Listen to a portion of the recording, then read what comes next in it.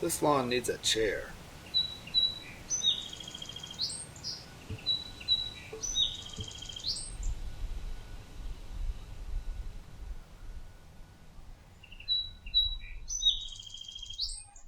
The design that I've come up with for the lawn chair is an outer box that frames an inner seat and back. And the frame is made of 2-inch thick, very monolithic feeling pieces of wood. And the seat and back are made out of strips of the same wood held on dowels. And the seat and back fit within the frame. And I'd like to make the back so it reclines a little bit. The wood I'm going to use is from the sequoia tree that my friend Brian and I cut up. And it's been 2 years, I think, now, so it's dry. And it's very light. So what I'm hoping is I can use very thick, monolithic pieces, but still have the chair be movable to some degree. First, I'm going to lay out for the frame, which will be the legs and the back of the frame. I find with these big pieces of wood, it's easier to cut them with the circular saw than to try and do it on the table saw or the bandsaw. It's easier to keep the wood stationary and move the blade instead of vice versa. And then I can just rip this piece in half on the big weighted arm saw.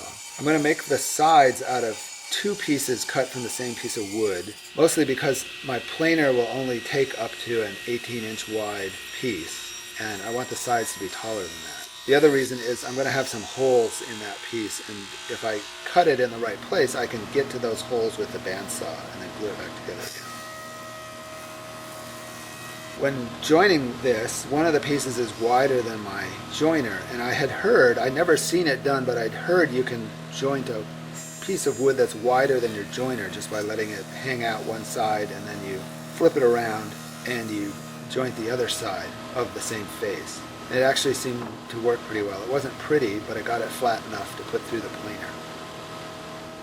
Now I'll go to the planer. I think this is the widest board that I've ever put through this planer. It took it just fine. It didn't complain at all. And it came out looking really nice.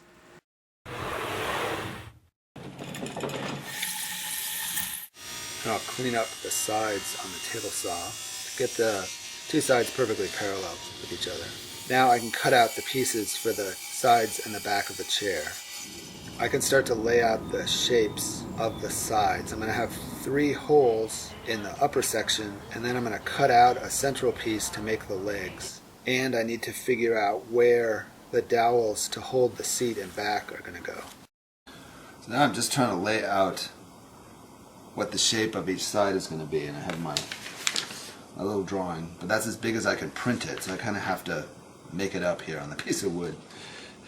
And I'm going to do half, and then I'm going to use that as a template for the other side.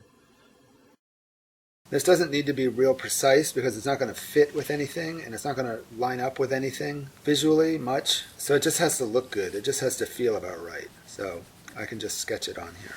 And I'll cut out the shapes for the sides. I'm wondering now if I should have left these pieces of wood as rectangles as I cut them to the final shape and the final miter that I needed at the back, and to cut those things first before I cut out the shapes. But in the end, it didn't matter a whole lot. I have a fairly new blade on here, so it cuts really nicely.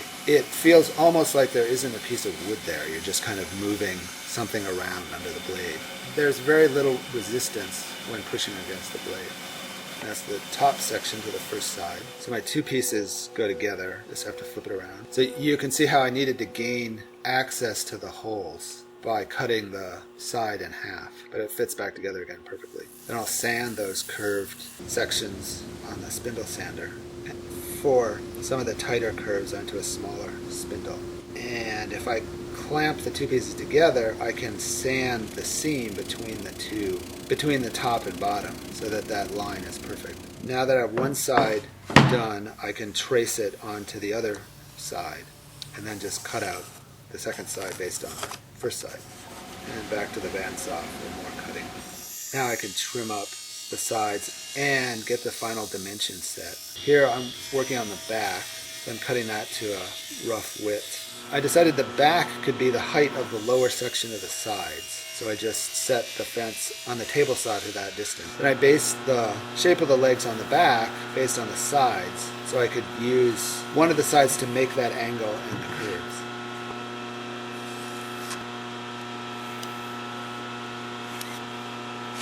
I wanted to do a miter between the back and the sides. I needed to make a quick sled to do a miter where the table saw blade is at a 45-degree angle.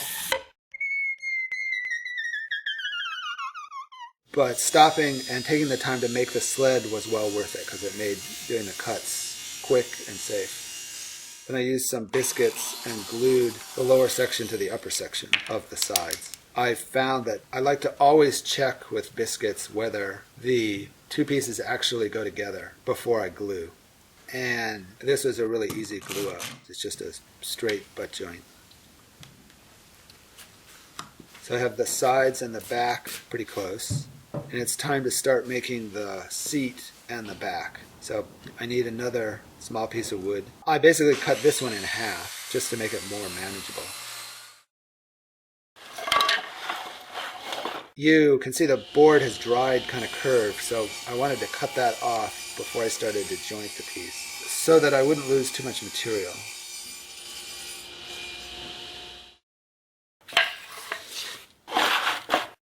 I had to take my guard off to fit the piece on the joiner. And then I planed these pieces, and that was straightforward.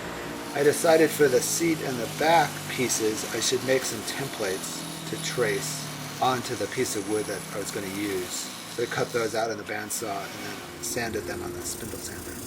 They also allowed me to check to see whether my section was actually working as a chair. So then I just traced those onto the piece of wood.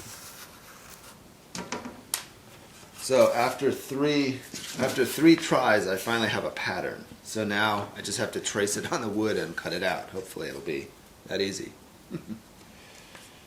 And then it was a lot of cutting on the bandsaw, cutting out all of those pieces. I find when doing a lot of cutting on the bandsaw, you sort of lose track of time. You can just get into the zone of following the blade and watching your piece of wood. It's actually quite relaxing.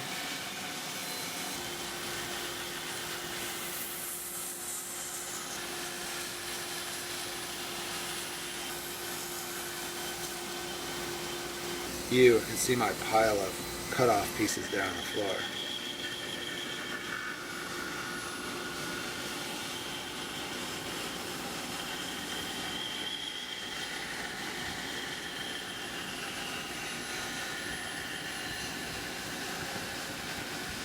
This is a time lapse of the whole process, sped up much quicker.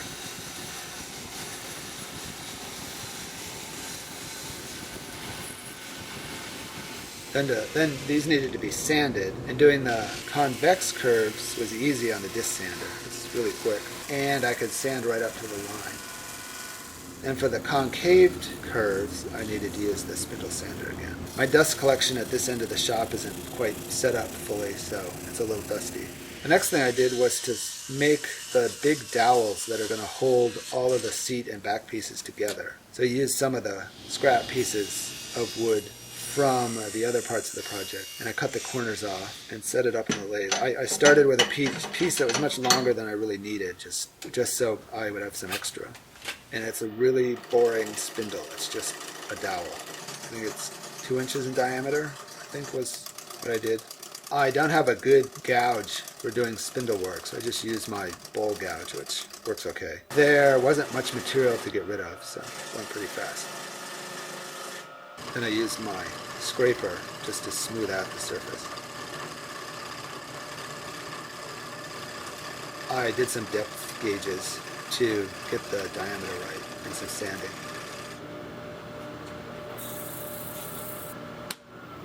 Then I had a lot of holes to drill.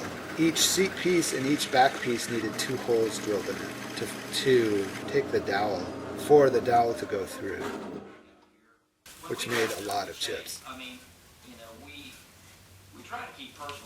Then I had the pieces roughed out. I was starting to take shape.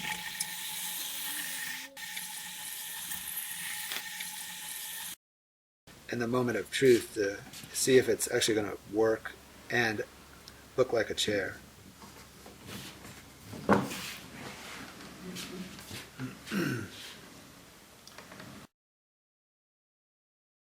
So I have all the parts for the seat and the back kind of woven together, and the space between the pieces, I think, is too big. You can't really sit on this comfortably. So what I want to do is cut out a notch on each of the seat pieces so that they'll all become closer together, and the total width will be less, and the space between the parts will be less. So I'm thinking to cut the notch on each side, I'll use my tenoning jig. But what I'm realizing, if I clamp it in place, I'm going to be clamping against wood that's going to be being cut, and I don't want to put pressure on the blade with the clamp. So my thought is to remake this piece of plywood a little taller and maybe a little wider, so I can mount this piece a little further out, because I don't want to hit the blade with the cast iron. And a little taller so I can clamp it a little bit down here, but also clamp it up above to that piece of plywood. There's 4 bolts that hold that piece of plywood on. So if I just take those off and they pop right out. And then I cut a new piece. I found a scrap piece of plywood that was just about the right size. And I mark where the holes are, and I just remake those holes again in that bigger piece. Rethread the bolts back in again, tighten them up, and we're ready to go. When I had the chair together, I marked what piece I needed to cut off so I could find what would be level with how the piece is clamped to the piece of plywood. So I drew some lines on the piece of plywood so I knew how to place each seat piece on there, and cut 2 slots. Then I had to cut off the outer section. Now this is where a radial arm saw is great, because you can put your workpiece down on the table and just cut whatever angle or shape off that you want. So this actually went really quick. And I did sort of the same thing where I drew some marks on the table so I could see how to place the piece on the table, and then just cut it. Now that the notches are cut in the seat pieces, I can push all the pieces together and get the final width for the seat and then the back. And what that'll give me is the size to make the inside of the frame for the chair to sit in. So it's 20.5, so I'll probably make the frame 21 inches to give me a little wiggle room. So now I'll make a tenon at the right width. So that line I just drew is 21 inches from the line on the other side of the dowel. And I'll drill a slightly smaller hole, I think it's like 1 1/4 or 1 1/2 or something, into the sides of the chair, and then that'll be the mortise for this tenon. And there's a tenon. The other thing I could do now that I knew the width of the chair was to cut the back to the right width. So I cut another 45-degree angle off the back. So the inside of the 2 cuts is 21 inches, just like the dowels. And now that I knew the width of the back, I could cut out the legs on the back so that I start to see the final shape. I'm going to biscuit the miter together. So I thought I'd put the biscuits in so that I could hold the chair together with clamps, but not glue it just yet.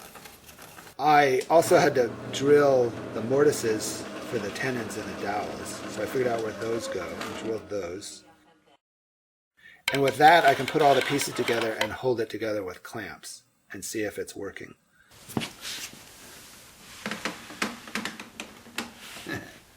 I have all the parts to the chair clamped together, and they seem to fit okay.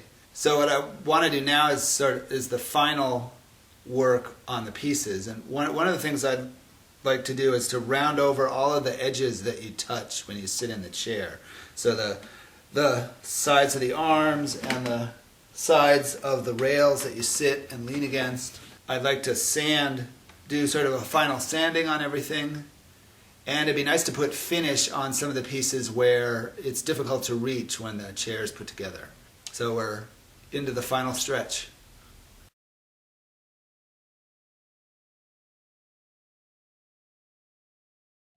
I'll round over the edges that I want to round over on my shaper. And there's a little ball bearing on the top of the bit, so I don't really need a fence. I can just round over the curved shapes really easily. And do a little sanding. I was wondering about really shaping the seat and back pieces a lot, but I may save that for a different project. And I'll add a little finish. It's nice to add the finish onto the pieces instead of the finished piece, although I do have to be careful to keep the finish off the places that I'm going to glue. And then I'll come back and touch up the spots that I've missed once it's all together.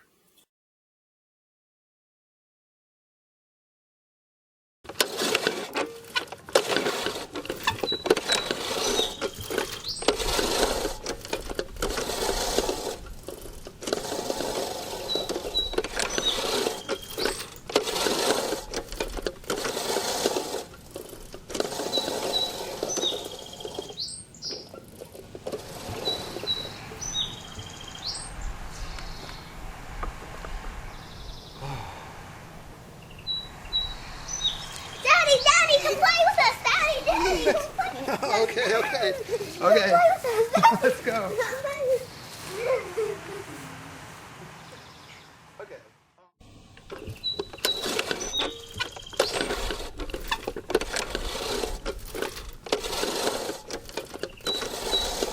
Thanks for watching.